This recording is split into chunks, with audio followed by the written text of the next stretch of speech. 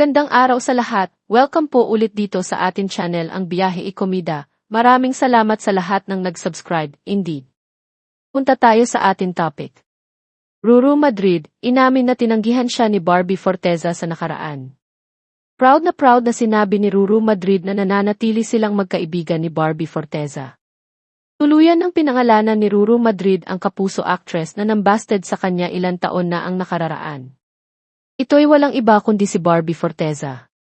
Noong 2020, sa Kapuso Late Night Show na The Buubay and Super Tekla Show o TBAVS, inamin ni Ruru ang pagporma niya noon sa isa niyang kapwa kapuso star, ngunit imbes na pahintulutang manligaw ay agad daw siyang binasted nito.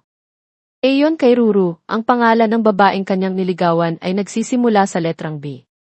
Naging palaisipan ito sa marami niyang tagahanga, lalo na't maraming female celebrities sa GMA7 ang may pangalang nagsisimula sa letter B.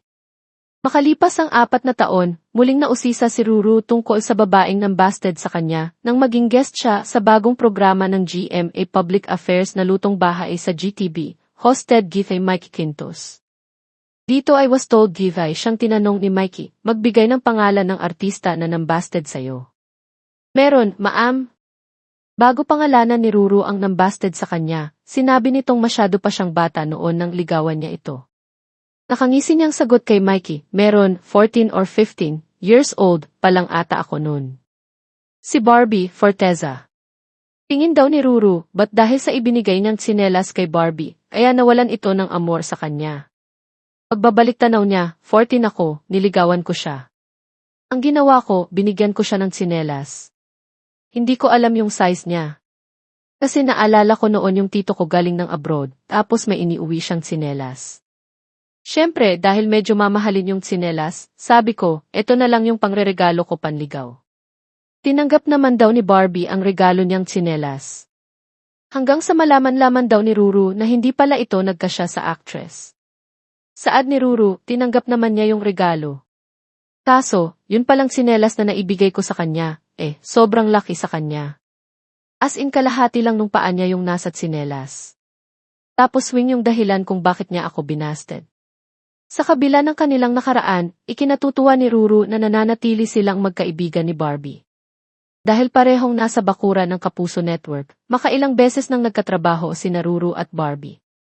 Nagkasama ang dalawa sa mga Kapuso teleserye na Parao, Ang Kwento ni Mariposa 2012 hanggang 2013, Dangwa 2015, The Half Sisters 2016, at In They Will Always Love You 2018. Nagkatrabaho rin sina Ruru at Barbie sa defunct Sunday musical variety show na Sunday Pinasaya o SVS mula 2015 hanggang 2019. Samantala, sa ngayon ay may kanya-kanya ng karelasyon sina Ruru at Barbie. Nobya ni Ruru si Bianca Umali, habang si Barbie naman ay nobyo si Jack Roberto. Niligawan mo pero binasted ka? 14, 15 lang yata ako. Si Barbie. Forteza? Oo. 14 ako, niligawan ko siya. Ang ginawa ko, binigyan ko siya ng tsinelas. Hindi ko alam yung size Tapos niya. sinuot niya patakbo papalayo sa'yo. Pero all's well that ends well dahil magkaibigan na sila ni Barbie. In fact, good friends din sila ng boyfriend ni Barbie na si Jack Roberto. At magkaibigan din si Barbie at girlfriend ni Ruru na si Bianca Umali. At yan ang ating latest showbiz chika update for today. Huwag kalimutan mag-subscribe. Click the notification bell for more showbiz chika updates. Like and share the video at suportahan po ang ating Facebook page. Maraming salamat sa lahat ng nag-subscribe, indeed. Magandang buhay sa lahat, paalam.